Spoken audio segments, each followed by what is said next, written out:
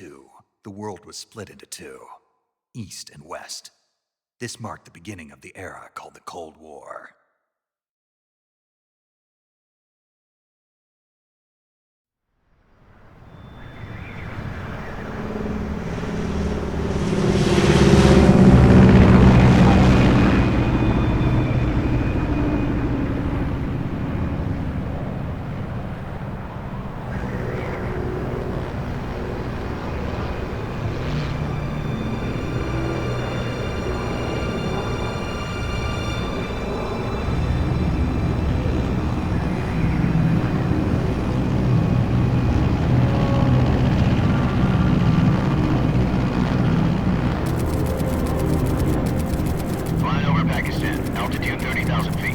Approaching Soviet airspace.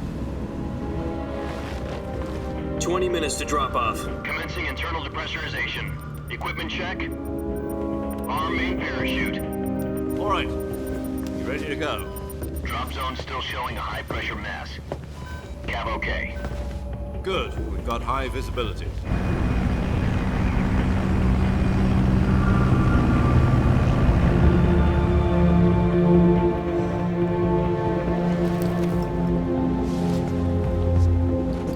Put out that cigar. Connecting oxygen hose to interior connector. Put on your mask.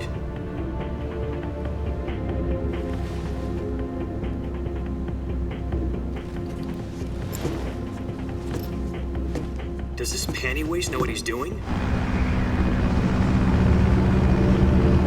Approaching release point. 10 minutes to drop off. Hey, are you deaf?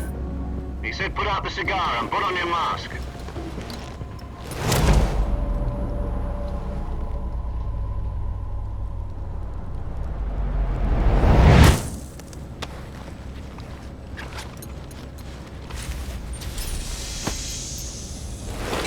Depressurization complete. Checking oxygen supply. 6 minutes to drop off. Opening rear hatch.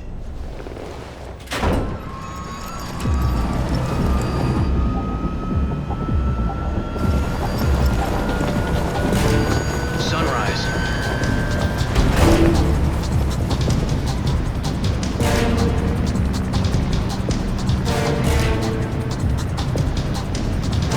External temperature minus 46 degrees Celsius.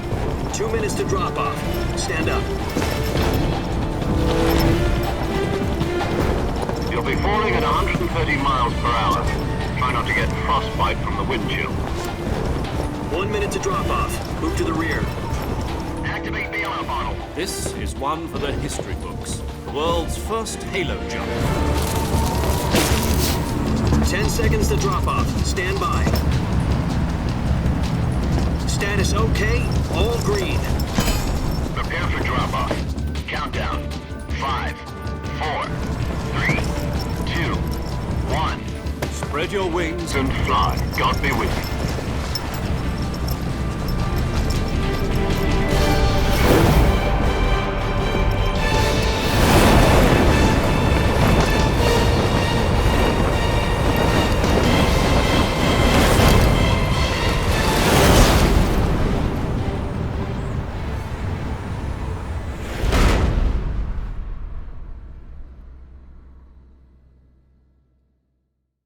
Jack, I've got some important news. The head of the CIA has finally given us the green light for the Virtuous mission. Virtual mission? No, the Virtuous mission. The future of our Fox unit depends on it. If it succeeds, we'll be officially organized into a unit. Virtuous mission? Sounds like some kind of initiation ritual. You know, don't get cocky. This isn't a training op. Right. So what exactly is this wonderful mission?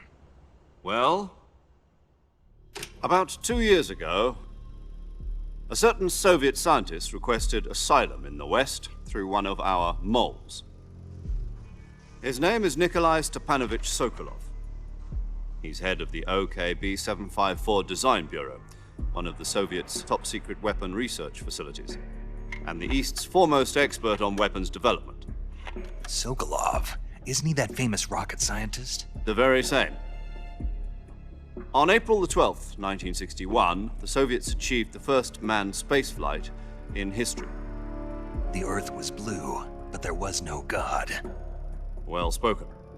The rocket that carried Yuri Gagarin to orbit was the A-1, known as the Vostok rocket. Sokolov is said to be the man most responsible for the multi-engine cluster used in that rocket. After Gagarin's flight, Sokolov left rocket development to become the head of the newly established Design Bureau. From a lowly technician to head of a design bureau, that's quite a success story, so why do you want to defect? It seems he'd become afraid of his own creations.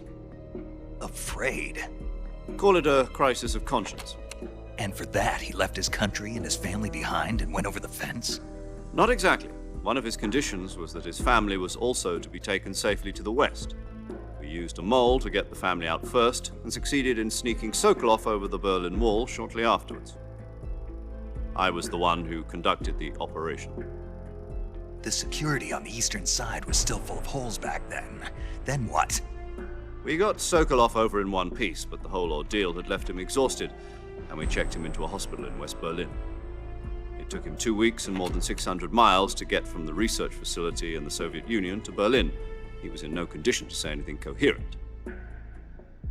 And it was only a week later that we had something much bigger on our hands. The Cuban Missile Crisis.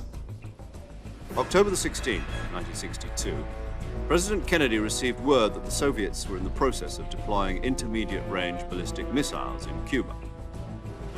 The President demanded that the Soviets dismantle and remove the missiles. At the same time, he announced a naval blockade to prevent further missile shipments from reaching Cuba. But the Soviets didn't back down, instead placing their armed forces on secondary alert. Soviet transport ships carrying missiles continued on course towards Cuba. US and Soviet forces went on alert for an all-out nuclear war. Frantic negotiations were conducted through the UN's Emergency Security Council and unofficial channels to end the hair-trigger standoff. Finally, on October the 28th, the Soviet Union agreed to remove its missiles from Cuba, and so the world avoided a nuclear holocaust. But in order to get the Soviets to pull their missiles out, we had to make a deal. You mean the one where the US agreed to remove its IRBMs from Turkey? No. The Jupiter IRBMs deployed in Turkey were obsolete, and we were going to get rid of them anyway. They had no strategic value whatsoever to either the US or the Russians. The Turkey deal was a ruse, a cover story that was fed to the other intelligence agencies around the world. So what did the Russians really want? Sokolov. They wanted us to return Sokolov. You mean the Soviets pulled out of Cuba just to get their hands on Sokolov? That's right. What the hell was he working on? At the time, we had no idea. We were running out of time. It was either give up Sokolov or risk full-scale nuclear war. In the end, we had no choice. President Kennedy gave in to Khrushchev's demand. The next day, I got Sokolov out of the hospital, handing him over to agents on the eastern side. Sokolov kept on screaming, "Save me," until he disappeared from my sight. Then a month ago, we received some new information from one of our moles. About Sokolov? Yes. He was taken back to the research facility and forced to continue working on the weapon in question under KGB supervision. What's more, it's on the verge of completion. So what kind of weapon is it? Something to do with space rockets? No, missiles. Same technology. I guess you're right. We don't know the details, but it appears to be a new kind of nuclear device. For half a year now, the Soviets have been conducting frequent nuclear tests at Semipalatinsk. Something to do with the weapon, I assume. We're talking about a secret weapon so big that Khrushchev was ready to pull out of Cuba to get it back.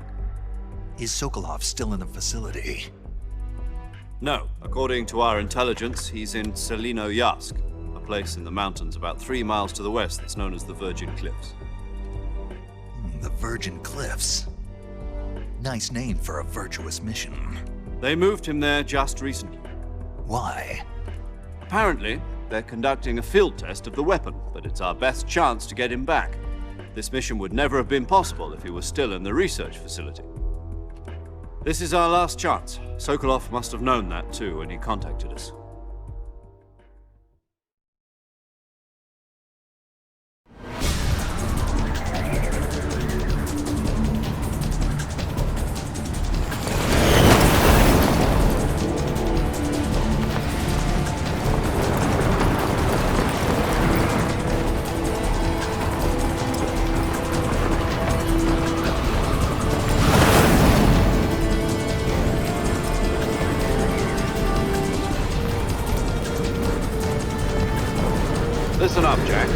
mission is to infiltrate Selino-Yarsk in the Soviet mountains, ensure the safety of Sokolov, and bring him back to the west.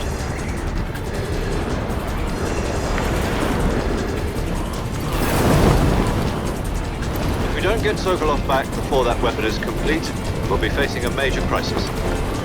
The clock is ticking.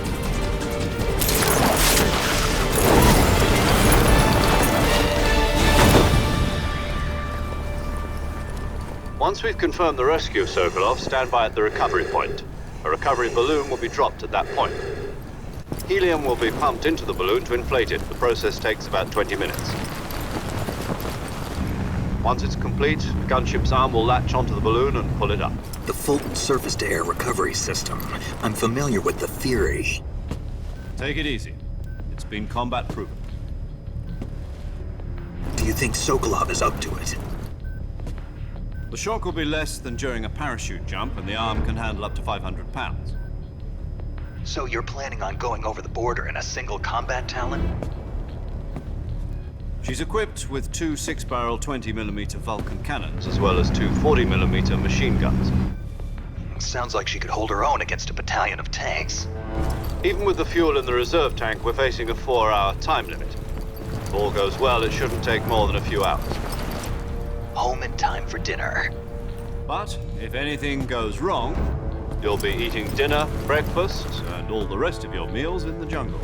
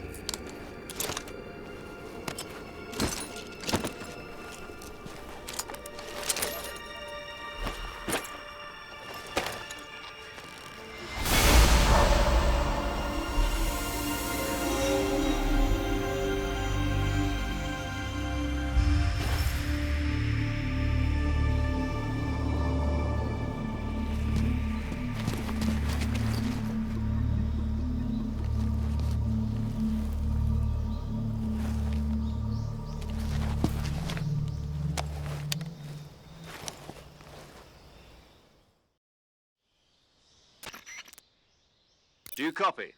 You're already in enemy territory, and somebody might be listening in. From here on out, we'll be using code names to refer to each other. Your code name for this mission will be Naked Snake. I'll be referring to you as Snake from now on. You're not to mention your real name. Snake? What, you don't like snakes? What do you mean? Well, you've eaten one before, haven't you? In survival training. I'm glad to hear that. I don't know if I'd ever order one in a restaurant, but... Be careful, you might not have a choice. What about you, Major? What should I call you? Let's see. I'll be Tom. Call me Major Tom. This will be a sneaking mission. You must not be seen by the enemy. You must leave no trace of your presence. Is that clear? This kind of infiltration is the Fox unit's speciality. In other words, weapons and equipment are procured on site. That goes for food as well. You're completely naked, just as your name implies. Great. Now I see why you asked me if I like snakes. I suppose calling me Snake was your idea of a joke, too. No, there's a good reason for that. I'll tell you later when the time is right. Gotcha. Getting back to the subject, how exactly am I supposed to feed myself? You've been issued a knife and a tranquilizer gun. Use them to hunt for food. You'll also find some medical supplies in your backpack. Yeah, about the backpack. I lost it in a tree on the way down. I see. Well, you'd better go back and get it then. You know where it is? No problem. I can see it from here. It's stuck on a branch. To climb a tree, Stand in front of a tree that's covered in ivy and press the action button. I'll be monitoring your progress over the radio. We can't risk violating Soviet airspace, but I'll be in the gunship. My frequency is 140.85. I'll give you a call if I need to talk to you. If you need to talk to me, use the send function. Okay, Snake, go get your backpack.